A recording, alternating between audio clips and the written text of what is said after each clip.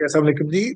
Good morning. Today is the 6th of November 2024. So, today I'm going to explain the rubrics of the disciplinarian.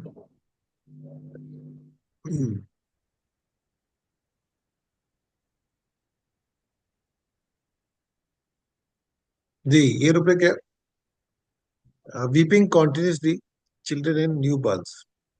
तो ये new Burns के वाले से ये बच्चे जो होते हैं मुसलसल रोते हैं। अब हमारे पास इस पे दो मेडिसिन आती है, सिफलिनियम आती है, तुझा आती है। अब जो बच्चे इसकी जो रुब्रिक तो खुद इटसेल्फ बता रही है कि वो रो रहे होते हैं, मुसलसल रो रहे होते हैं। अब देखिए ना, अपना individual mental state with the newborn is persistently crying without obvious reason like hunger, physical discomfort। यानी आपको कोई ऐसी ऑब्वियस कॉज नजर नहीं आती। एक दफा बच्चे भूख की वजह से रोते हैं या किसी और वजह से, या कोई ऐसे सामने कोई चीज इंजरी भी नजर आती है, ऐसा नहीं। Continuous weeping like indicate of underlying discomfort, कोई कोई ना कोई अंदर से डिस्कम्फर्ट है। That does easily resolve of typical soothing method. यानी आपने उसको सूदिंग भी किया, उसको उठाया लिटाया, जो भी आप करते हैं, उसके बावजूद भी बच्चा जो है चुप नहीं होता। New born who cries almost all the time regardless of being fade. उसको उसको फीडिंग भी दे रहे हैं, उसको उठाते भी हैं, वार्म भी करते हैं। तो ये प्रोलॉन्ग डिस्ट्रेस होती है इस ब्रेक में। ये रिप्रेजेंट बेसिकली करता है कि innocence of fresh fresh start, यानी अनबर्डन्ड बाय पर्सनल एक्सपीरियंस। तो constantly crying here could symbolize that even most innocent life is not free from the weight of inherited challenges। नहीं, वो फ्री नहीं है, इनहेरिटेड चैलेंजेस हैं, इनहेरिटेड इश्यूज हैं। तो ये रीजन हो सकती है that these are can influence a newborn from the earliest stages of life। This obviously can be seen in symbolic of how familial or genetic condition can manifest from birth, showing that some burdens are inherited rather than developed। भी हमारे पास ये reason आती है, कोई inherited issues है, कोई ऐसा issue है जो उसको डिस्ट्रेस दे रहा है और उसको इतना ज्यादा वो प्रॉब्लम क्रिएट कर रहा है। अब हमारे पास देखें, जब ये चीज आपके पास सामने आ जाती है, उसको हमें समझना होता है कि ये क्या क्या पॉसिबिलिटीज होती है। इसके साथ जो मैंने आपको चीज शेयर करनी है वो ये है, अगर आप देखें तो हमारे पास वो कौन सी ऐसी चीजें हैं। पहली बात है, रुब्रिक इसके साथ मिलती जुलती रुब्रिक कौन सी है, वो हमने देखते हैं। अब यहाँ पर देखिए, weeping confident children in new born, इसमें आपकी आ गई सिप्लिनियम और तुजा। तो अगर हमारे पास एक रूब्रिक है, weeping children babies birth immediately after, यानी पैदाइश के फौरन बाद वो रोता ही है। ठीक है, तो इमीडिएटली आफ्टर, यानी कि नॉर्मल रोने से हट ये वो रोना है, ये ज्यादा रोने वाली बात है। तो वो रोता है। उसके बाद crying weeping children and babies in birth since, यानी जब से बच्चा पैदा हुआ है, दोनों का मतलब सेम है। यानी जब से पैदा हुआ है तब से रो रहा है, दोनों का मतलब ये सिर्फ और सिर्फ किसमें, सिप्लिनियम में, और कोई मेडिसिन नहीं। अब इसके साथ अगर कंपैरिजन करें कि वो, अगर आपको पता कहते हैं कि ये बच्चा न्यू बॉर्न बच्चा रो रहा है, मुसलसल रो रहा है, लेकिन कब से रो रहा है, सिंस बर्थ से, यानी इमीडिएटली आफ्टर बर्थ से ही अभी तक रो रहा है, चाहे वो एक दिन का है, 10 दिन का है, 20 दिन का है, 15 दिन का है। जरा आपको एकदम से तो नहीं कहेंगे। इंसान क्या करता है कि उसका कोई छोटा मोटा इश्यू है, एक दिन 2 दिन देखते हैं, 3 दिन देखते हैं, लेकिन बच्चा मुसलसल रो रहा है। जब से पैदा हुआ है वो, आप एक हफ्ते का, 10 दिन का, मुसलसल रो रहा है। तो इसमें क्या होगा, ये हमारे पास मेडिसिन आ जाती है सिफ्लिनियम। अब हमारे पास देखें, मैं आपको बताता हूँ कि अब आपने मजीद अगर आप इसमें क्वेरी करनी है, इस ऐसे बच्चों में क्वेरीज करनी है, वो क्या क्या रीजन हो सकती है, क्यों ऐसा होता है। अब यहाँ पर आपके पास एक रुब्रिक आती है, यहाँ भी वही रुब्रिक है, लेकिन डिफरेंट रुब्रिक थोड़ी सी बताता है। Saying weeping quarter long after, ये बहुत लंबा अरसा होता है, ये लेकिन बच्चा नहीं है, ये एक निशिया में आता है। Saying weeping quarter long after, ठीक है, इनिशिया वाला मरीज मुसलसल होता है। इसके अलावा हमारे पास क्या क्या पॉसिबिलिटीज हो सकती हैं। अब मैं आपको ना थोड़ा सिक्लिनियम के अंदर ले जाता हूँ मैं। यहाँ बहुत ही इंपॉर्टेंट बात क्या होती है आपके अंदर देखनी, क्या होती है आपने देखिए, ये जो बेबी होता है, बच्चा होता है, जब आपके पास उसका सिम्टम आ गया रोने का, मुसलसल रोने का, लेकिन अब आपने इसमें सारी हिस्ट्री किसकी शामिल होगी, मदर की। यानी ड्यूरिंग प्रेगनेंसी, वो 9 महीने जब से बच्चा माँ के पेट में गया, तो वो जाहिर है कि वो बच्चा तो नहीं बोलता, उसकी माँ बोलती है। तो वो डे 1 से लेके आ, से स्टार्ट हो जाएगा। यानी आपको 9 महीने का बच्चा है, माँ की पेट में है, वो आपका 38 वीक्स होते हैं। तो 38 वीक्स से होते हैं वो आपके शामिल होते हैं कि वो 38 वीक्स से डे 1 से आपने स्टार्ट करना है। वहां से मदर की हिस्ट्री शामिल होगी। अब मदर की हिस्ट्री में वो सारी बातें आ जाती हैं। इसमें ज्यादा जो इंपॉर्टेंट बातें होती है वो क्या होती है? अब आपने किसकी हिस्ट्री लेनी है? यहाँ पर माँ की हिस्ट्री लेनी होती है। बच्चे के तो आपके पास आ गया। मिसाल के तौर पे इसमें दो तीन चीजें आती हैं। एक इसमें आती है जी कि आपकी जो इम्पोर्टेंट बात होती है बहुत ज्यादा, एक फियर्स होते हैं और आपके कोई एलिमेंट्स वगैरह। फॉर एग्जाम्पल इसमें हम देखते हैं यार कोई एलिमेंट्स ऐसी है कि अपना क्या क्या पॉसिबिलिटीज होती है। तो इसमें आप देख सकते हैं कि सिफ्लिनियम में क्या क्या पॉसिबिलिटी एलिमेंट्स आती हैं। इसमें तो एक दो ही एलिमेंट आते हैं, सिंपैथेटिक एम्पैथी एलिमेंट फ्रॉम, यानी कि एंटिसिपेशन है, ये इतनी पावरफुल नहीं है इनको। अब हम देखते हैं कि इसमें डिल्यूजन्स क्या चीजें हैं, यानी वो क्या महसूस करती क्या थी, वो पेशेंट जो थी वो क्या महसूस करती है प्रेगनेंसी में, वो क्या क्या पॉसिबिलिटीज होती हैं जो रिलेटेड। फॉर एग्जाम्पल उसके अंदर क्या था जी, वो बहुत तंग हुई, परसिक्यूटेड थी, पैरालाइज्ड, वो अपने आप को पैरालाइज महसूस करती थी। जिसको आप कहते हैं कि वो पैरालाइज्ड होना का मीन होता है कि उसके जिस्म के अज़ा या वो खुद कुछ भी नहीं कर पा रही थी। तो ये एक उसके बारे इम्पोर्टेंट है। उसके बाद फिर हमारे पास देखें, सिक, इमेजिन हिमसेल्फ सिक, वो अपने आप को बीमारी महसूस करती थी। इसी तरह डर्टी ही इज, वो नहीं ठीक थी। मतलब डर्टी का मतलब दो तीन किस्म के होते हैं। एक होता है कि मेंटली डर्टी होना हो जाता है, डर्टी डेट ही इज, यानी कि उसका माइंड जो होता है dirt, the things which are related to the, उसकी सोच, उसकी प्रोज, उसकी चीजें, that is below the level थी। ठीक है, इनको हम ऐसे करते हैं। तो उसके बाद उसके अंदर जो बाकी जो चीजें आएंगी, क्या देखें अब यहाँ कितना क्लैरिटी के साथ आप उसको अब डिफरेंशिएट कर सकते हैं। अब उसके अंदर फियर की तरफ चले जाएंगे। उसके अंदर क्या क्या पॉसिबल फियर हो सकते हैं? अब देखें इतने फियर हैं। फॉर एग्जाम्पल इसमें जो बड़े फियर हैं, उसके अंदर जो बड़े बड़े फियर हैं उसके अंदर वो देखते हैं कि ये हमने देखते हैं कि अपना एड्स का फियर आ गया, कॉन्टेजिन का, इन्फेक्शन का, इवल का, ऑब्सेसिव कंपल्सिव बिहेवियर का, यानी डोर क्लोज है नहीं क्लोज है, इस किस्म के, सैडनेस का आ गया, ये इस किस्म के, terror of night, syphilis of suffering, tuberculosis, ये इस किस्म के जो उसके अंदर फियर के थी। मुझे इस किस्म के कंटिमिनेशन का, जर्म्स का बहुत ज्यादा थे कि कोई जर्म कंटिमिनेशन का, जर्म सिक फ्रॉम, ये incurable of being, misfortune, multiple sclerosis आ गया। इसी तरह आपके पास ये सारी जो चीजें आती हैं, फियर ऑफ एनिमल्स, तो ये आपको क्या करेंगे, आपको क्लैरिटी दे देंगे वहां पर। आपको क्या कहते हैं अपना, उस दौरान टेंशन क्या रही ये भी आप देख लें। यहाँ से आपको मदर की हिस्ट्री में आपको बताती है कि ये इतने फियर्स उसके अंदर शामिल हो सकते हैं, कोई भी फियर इसमें से आप, यहाँ पर आपको एनजाइटी, हेल्थ अबाउट थी। उसके बाद क्या चीजें हैं जी, इमिसिएशन विद एनजाइटी, इमिसिएशन, हाइपोकॉन्ड्रियल डिजीज अबाउट, ये उसके अंदर क्या, ये टेंशन सारी पाई जाएंगी। ये इस किस्म की जो एंजाइटी, फियर, एलिमेंट्स वगैरह और डिल्यूजन्स, ये तीन चार चीजें ऐसी हैं जो आपको मदद में बड़ी आराम से आपको मिल जाएंगी। वहां से आपको क्लैरिटी के साथ थूजा आपके पास मेडिसिन आ सकती है कि ये रीजन है थूजा की, इसलिए जो बच्चा है वो मदर की हिस्ट्री शामिल हो जाएगी और माँ बच्चे की। तो आप उसमें सिफलिनियम सारी, फिर आराम से सिफलिनियम की तरफ आप चले जाते हैं। ये सिफलिनियम का बच्चा है। अब हमारे पास सेकंड नंबर पे आ जाती है थूजा। थूजा में भी जो बच्चा है, देखना, weeping cottage children and new born, अब वो बच्चा भी रोता है, दोनों में सेम सिम्टम आ गए। अब थूजा को हम कैसे करेंगे? अब थूजा के अंदर क्या पॉसिबिलिटी देखें, डिफरेंस कितना आएगा।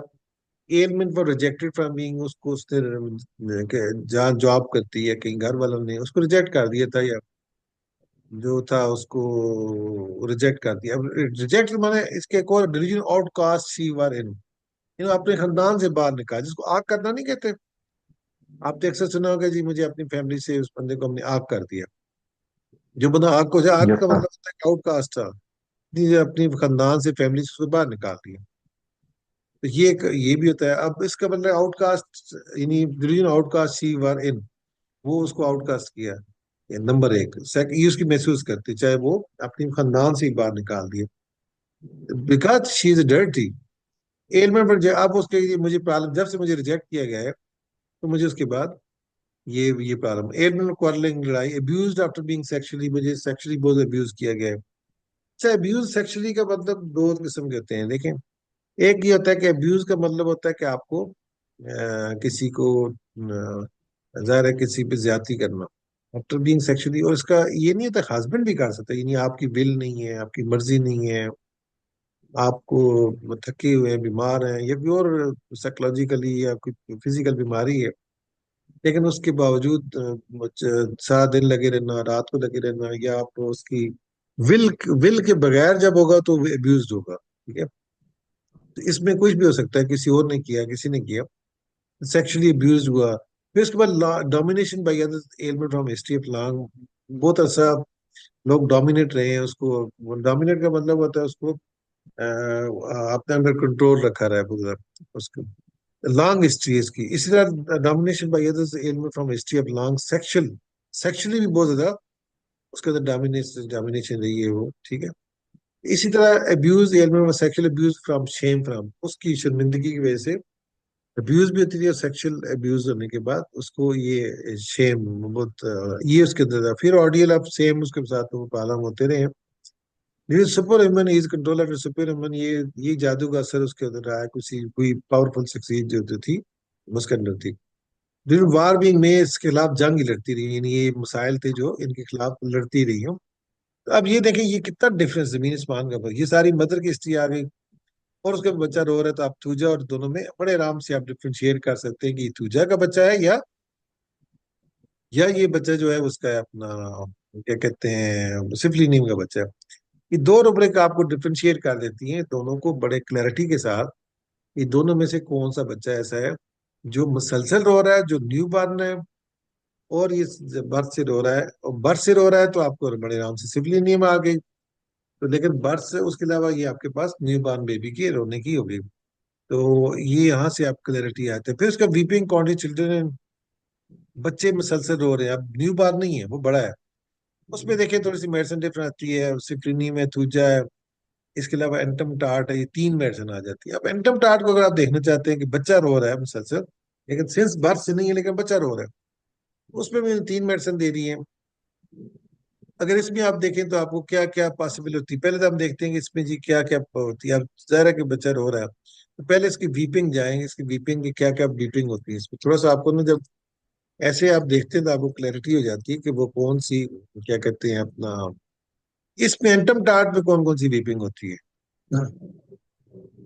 यहाँ पर आप देखें अपना, इसके साथ कफ हो गई, ये चीजें आ जाती हैं, जाहिर है कि आपका टच विद चिल्ड्रन इन आ गया। उसके अलावा ये आपकी वीपिंग के वीपिंग सिकनेस बिफोर अटैक, अभी सिकनेस हुई नहीं, पहले से उससे रोना शुरू कर दिया, तो ये इस किस्म की जो है वो आती। फिर उसके बाद इसके अंदर क्या क्या पॉसिबिलिटी थी, यहाँ पर अगर आप माँ की हिस्ट्री में जाते हैं, यहाँ पर क्या क्या एलिमेंट क्या हो सकती है, ये आपने यहाँ से आप देखेंगे तो आपकी मम्मा की एलिमेंट, उसकी मदर की, मदर जिसने पैदा की है वो उसकी बात में।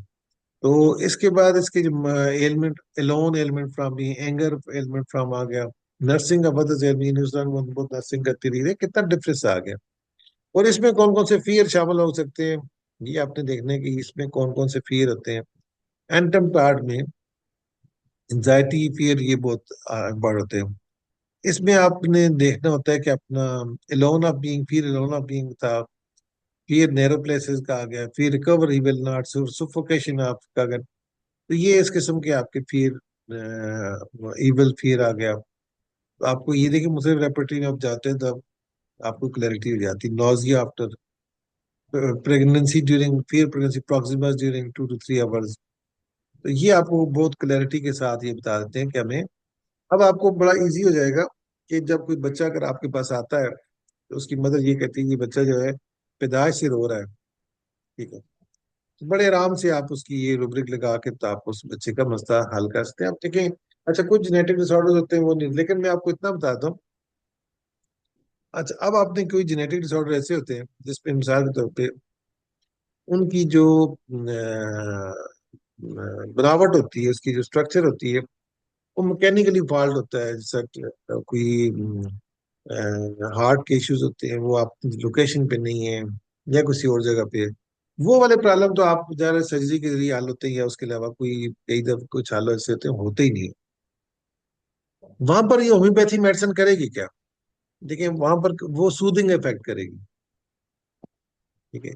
अगर कोई मैकेनिकल कोई इश्यूज आता है, यानी कि उसकी लोकेशन ही ठीक नहीं है, जो चीज इधर होनी चाहिए इधर हो रही है, वहां प्रॉब्लम डिस्कम्फर्ट पैदा कर रही है, वहां पर रोल मेडिसिन क्या रोल प्ले करती है? सूदिंग इफेक्ट करती है। लेकिन जहां पर आपकी चीज ऐसी चीज है कि जो चीजें ठीक करने वाली होती है, तो वो ठीक करना शुरू कर देगी। देखिए हमें एलोपैथी में जो होता है वो एग्जैक्ट वर्जन आ जाता है कि अपनी वो जो अकॉर्डिंग टू एग्जैक्ट सिचुएशन जो होती है, उसमें डिजीज का ट्रीटमेंट किया जाता है, यहाँ पर पर्सन किया जाता है। पर्सन का जो डिस्कम्फर्ट होगा, वो रोना होगा, वो ठीक हो जाएगा। बीमारी अगर ठीक होने वाली है तो वो होगी, अगर नहीं है तो कम ठीक होने वाली कम हो जाएगी, बड़ी ज्यादा ठीक होने वाली ज्यादा हो जाएगी, और कई जगह पे उसको सूदिंग इफेक्ट करेगी। यानी आपने ये डिसाइड नहीं करता, डिसाइड बॉडी खुद करती है। मिसाल के तौर पे आपका हार्ट का मैकेनिकली उसकी लोकेशन ही चेंज है, उसको तो ठीक नहीं करेगी, लेकिन उसको सूदिंग इफेक्ट करना शुरू कर देगी, उसको कंफर्ट पे लेके आए। इसलिए कोई डिजीज ऐसी है, जैसे हाइड्रोसिफिलिस है, सर के साथ कोई ऐसा एब्सेस बना हुआ है, कोई और चीज है, उसको ड्राई करना शुरू कर देगी, खुश करना शुरू कर, ठीक करना शुरू कर देगी। तो यहाँ पर ये इस किस्म के इफेक्ट भी करेगी, जो चीज़ ठीक करने वाली वो ठीक करने के साथ उसको कंफर्ट जोन में लेंगे। ये डिफरेंस होता है होम्योपैथिकली ट्रीट करने का, और साथ क्या कहते हैं अपना एलोपैथी, और दोनों में डिफरेंस है। एलोपैथी क्या करेगी? मैकेनिकली उस चीज को ठीक करेगी। जहां पर सर्जरी रिक्वायर है, सर्जरी तो सबकी कॉमन होती है, आपको हमारे जहन में एक कंसेप्ट ये आता है, तो होम्योपैथी और एलोपैथी में तो सर्जरी का इश्यूज है। देखिए जो चीज आपने समझनी है वो, यहाँ पर जो आपस में डिफरेंसेस आते हैं वो मेडिसिन के हैं। मेडिसिन जो होती है वो होम्योपैथी और मेडिसिन एलोपैथी, ये दो डिफरेंट मेडिसिन है। मेडिसिन के डिफरेंसेस होते हैं। जो आपका मैकेनिकल काम होता है ना, प्रोसीजर, वो सबका सेम होता है। इसमें ये नहीं होता कि आप कहेंगे कि ये सिस्टम बड़ा अच्छा है, वो अच्छा है, वो सबका काम है, सबका सेम है। यानी उसमें आप जाहिर है कि खुद आप हाथों से जो करना होता है मैकेनिकली, और जो मुकाबला होता है, जो मुकाबला मीन्स कि मुकाबला नहीं होता, बल्कि आपका मोड ऑफ ट्रीटमेंट, आपकी अप्रोच, आपकी फिलॉसफी, आपका तरीका, वो मेडिसिन भी चेंज करता है। तो ये मेडिसिन को आपने क्या करना होता है कि उसमें होता है, इसमें वो किसी के साथ मुकाबले वाली बात नहीं होती। तो इसमें अच्छा, फिर तीसरा सवाल हमारे पास ये आता है जी, क्या हम एक वक्त में होम्योपैथी और एलोपैथी यूज कर सकते हैं कि नहीं कर सकते? पहली बात ये कि आप एक चीज का ख्याल रखें, जब आप मेडिसिन सिलेक्शन सिलेक्शन कर रहे होते हैं, तो उस वक्त ये होता है कि आप जब एलोपैथी दवाई खा रहे थे, तो फॉर एग्जाम्पल पेन किलर है या किस किस्म की, उसके साथ आपके पेन नजर नहीं आती, उसका सिम्टम आपके नजर नहीं आते। फॉर एग्जाम्पल बच्चा रो रहा है, उन्होंने उसको सुला दिया है, ठीक है, आप उसको ट्रंकुलाइजर टाइप की मेडिसिन दे दिए। अब जाहिर है कि अब जब आप उस टाइम बच्चे को देखेंगे तो आपको पास सिम्टम आएंगे नहीं, वो तो सिम्टम क्लैरिटी के साथ नहीं आएंगे, तो आप मिस उसको परसीव करेंगे। तो लिहाजा ये वाला सिम्टम जो है वो जिन्हीं मेडिसिन के बगैर जब सिम्टम लिए जाएं, उस पर वक्फा वो देखें, तो उसका वो क्या आता है, नंबर 1। नंबर 2 ये होता है कि आप एलोपैथी मेडिसिन का कोई इसके साथ तल्लक नहीं है, आप यूज करना कर सकते हैं नंबर पॉसिबल। कोई पेशेंट एलोपैथिक मेडिसिन पे है, तो वो क्या करेगा, वो चूंकि वो मेडिसिन जो होती है वो टेम्परेरी पेलिएट कर रही होती है, ये आपका काम करती रहेगी। उसके बाद वो जो ही बच्चा अपने आप को बेहतर महसूस करता है, फर्ज एक बच्चा कहता है जी मुझे रोता है वो बहुत ज्यादा, तो एलोपैथी मेडिसिन पेन किलर दे रहे हैं तो वो या सुला देते हैं। अगर उसको वो मुसलसल खाता रहेगा तो ठीक रहेगा, छोड़ देंगे वही हाल हो जाएगा। अब क्या होगा, जो ही मेडिसिन का वक्फा काम हुआ तो उस बच्चे ने रोना बंद किया हुआ है, वो नहीं रो रहा, तो उसको दोबारा मेडिसिन की जरूरत नहीं पड़ी। एलोपैथी वो चूंकि टाइम नहीं है, कुछ टाइम के लिए काम करती है, कुछ मेडिसिन होती है कुछ ड्यूरेशन के लिए करती है, उसके बाद नहीं करेगी। लेकिन उसका इश्यू रिजॉल्व होना शुरू हो गया है, तो फिर ऑटोमेटिकली यू अंडरस्टैंड कि होम्योपैथी मेडिसिन काम कर रही है। ये मतलब इसकी जरूरी नहीं था कि आप कहें जी उसको बंद कर दें, ऐसा खुद बंद करने की जरूरत नहीं है। विद द पैसेज टाइम जो फिजिशियन होता है, जो एलोपैथी का डॉक्टर खुद देखेगा बच्चा रिस्पॉन्ड कर रहा है, जरूरत नहीं है हमें, वो अब नहीं रो रहा, यानी उसको एक दिन दवाई दी सोने की, अगले दिन उसको खुद बहुत नींद आ गई, उसके बगैर सो गया, उसको रोना कम कर दिया। पहले दिन तो ज़ाहिर उसने सुला दिया था, लेकिन अगले दिन क्या हुआ, बच्चे ने खुद सोना शुरू कर दिया।